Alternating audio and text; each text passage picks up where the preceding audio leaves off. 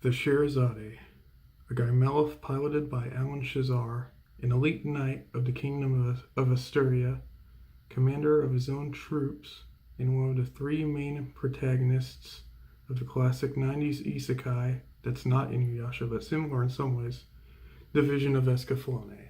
The Scherazade itself is like a giant suit of armor with built-in controls in the torso, and the head has a retractable visor, not on this kit though, sadly. While it isn't as special as Escaflowne, it's built for agility and, with Alan's expert swordsmanship, is fit to handle any foe the Zybok Empire, or otherwise, can throw at him. So that's the basic info on Scherazade. Now onto the review. First of all, this kit looks amazing. Straight out of the box, good smile nails the look and proportions right away. No paint is needed for this guy since certain parts have already been painted for you. Gold parts look great, although on top of the head there's a little blemish from the runners, like right there. See that? Yeah, that's because you cut them out of runner, it looks like that. You know, gold Sharpie will probably fix that. Everything else looks great on there.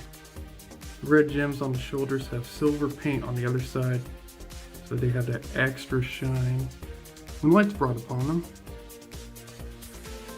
Damn, I love that. Gray parts look great too. Actually makes it look like it's a gigantic suit of armor, although there are some seam lines on the legs, on the shoulders. Biggest one is on the side of the head, since the sockets are pretty tight on some of these parts. On the back of the legs too, on the forearms. There's also a few color inconsistencies, like on the chest there, that should be dark gray, that circle there, and the ones on the legs, which should be dark gray as well. But other than that, this thing looks good. The gold emblem on the cape looks really good too. Very shiny. And this part looks decent. This is a shoulder strap for the cape. We'll get into that later. This looks decent, but compared to everything else, it's built. A bit disappointing, but whatever. I like the green orb on it though. That's pretty good. The blade itself is painted silver, just like the back of the gem parts, but like certain parts of the hilt, like the handle, the side parts of the blade there, and this part on the bottom, this should be gold. I don't know why they cheaped out on that, since like this kit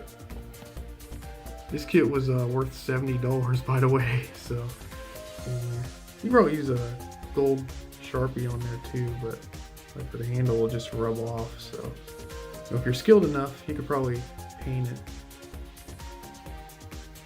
But other than that, still looks good. Like just the blade itself. The build itself, it's pretty much like a standard high grade kit you get from the Gunpla line. Just some of the parts are pretty tight.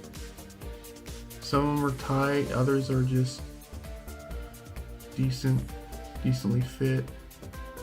The ankle joints are really tight. You see that part right there? Yeah, that is a really tight fitting. I really had problems with that. You're gonna need to sand that part down or to make it fit a bit better. And also some of the parts feel kind of sharp when you're putting them together, so you might want to be careful of that. On the plus side, this kit is entirely made with no polycaps at all. It's 100% plastic, so there's no need to worry about it sagging on you in the near future. Hopefully. So the kit looks good, with a few color inconsistencies, but other than that, it looks really great, like straight out of anime. Let's see if the articulation makes up for that. Now as for why the articulation doesn't make up for it, well, I'm about to show you. The head Oh, the head is down all the way already. Huh. Okay, let's see what's like up. Okay, the head goes up that far and down that far. I'm not kidding, that's all there is to it. Oh, the side to side is pretty impressive too though. The chest shows a swivel joint here, so it moves back and forth. That's really nice actually. Here it is to the front. Here's to the back. Do it again just to show you. Okay, that's pretty decent. Shoulder joint moves back and forth that far. That's okay. Shoulder moves up that far, okay. And that's about as far as the arm goes up. But with the added torso here, it can move about that high up. So, you know, that helps. You know, both of these joints here, there's one joint here, goes 360. Another joint here that goes 360. Wow. Yeah, I think it can. The arm bend is only 90 degrees though. That is pretty much a disappointment for something of this caliber. Again, 70 bucks. You move the hand up though.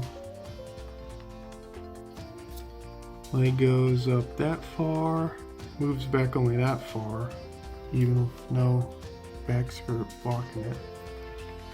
Pretty much the joint inside that's the reason why. Bend at the knee has two joints, but that's only 90 degrees too. Although, you get this knee armor joint that moves up and down if you want, so that's pretty cool. The foot doesn't go back that far,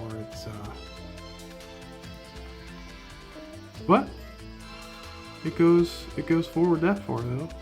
This armor joint can also move up and down. There's the foot to one side, and there's the foot to the other. As for the splits, only that far. So yeah, this kit has very limited articulation.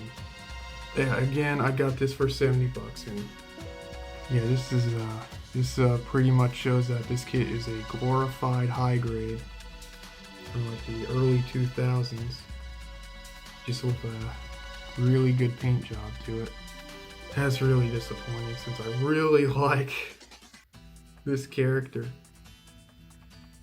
God damn it. Oh well, moving on. So for accessories, you got these holding hands, or jerking off hands if you prefer to call it that. And extra set of hands, so we just take these off. And you got these holding hands. I'm not going to do a groping joke today. Well, maybe later. We'll see later in the video. And like I showed earlier in the video, like you get this sword. Just take the top off here, slide the hand in, put it back on, and now Alan is ready to go toe to toe with the best as to come. And like I showed earlier, there's this cape. So you just, oh, that was actually quite easy to take off. Yeah, you take off this shoulder piece, and you put the, sorry for the lack of lying, but you put the cape on like so, and you put these shoulder joints on. There's also this other cape piece too.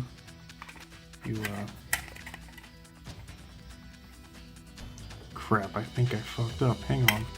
Yeah, you put this in first. There's a peg here. You put in the back hole here, and you put this shoulder strap on. Oh yeah, and the manual, it says this back one's supposed to be green too. It's not green. You cheaped out on that too. $70. And you put the cape back on, and there he is with the cape on. Looking sweet. Although, you do get an extra cape for maneuverability. This actually has some cloth fabric on the other one. Kind of reminds me of the capes that came in with Lego kits. So maybe it's a tad, it looks a tad bit better maybe.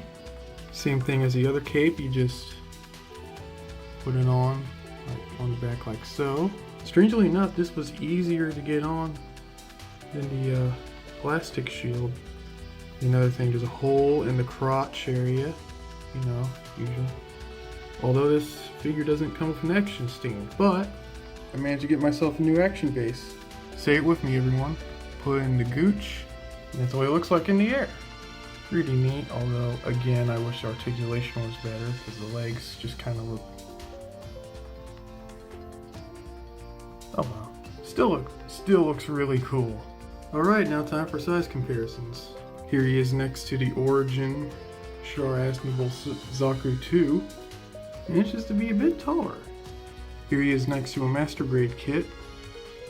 In this instance, using the Master Grade Gym Custom. It's a really old Master Grade. And for scale, here he is next to the Perfect Grade GP01. If you were to take a Guy Malef from Escaflowne and put it next to a Gundam, this would be the exact size. Or about close to it anyway. And there's a Perfect Grade human miniature for scale, just to see how big these mechs really are. Ignore this bag. Yeah, Gundams are freaking huge. Yuki, how would you know that a Guy Malef wouldn't be as big as a Gundam? Because I seen the show. See, the cockpit of a Guy Malef is exactly right here on the chest in the head area. So you have to take a human, like right here. Like the human would be right there. No, maybe the human would actually be a bit bigger than this, but you know, you get the idea. So what rating would I give this thing? I'll give it 3 out of 5 Hitomis. Again, this is a glorified high grade. It's built like one. It's stunning to look at out of the box, but articulation wise, it is pretty bare bones, mostly. I can only recommend this kit if you really like Escaflowne, which I do. Scherazade, a great piece to display. If you're looking for the best poser out there, this ain't gonna be it. So next kit, Sidebuster. So till then, I'll be working on that. And peace out.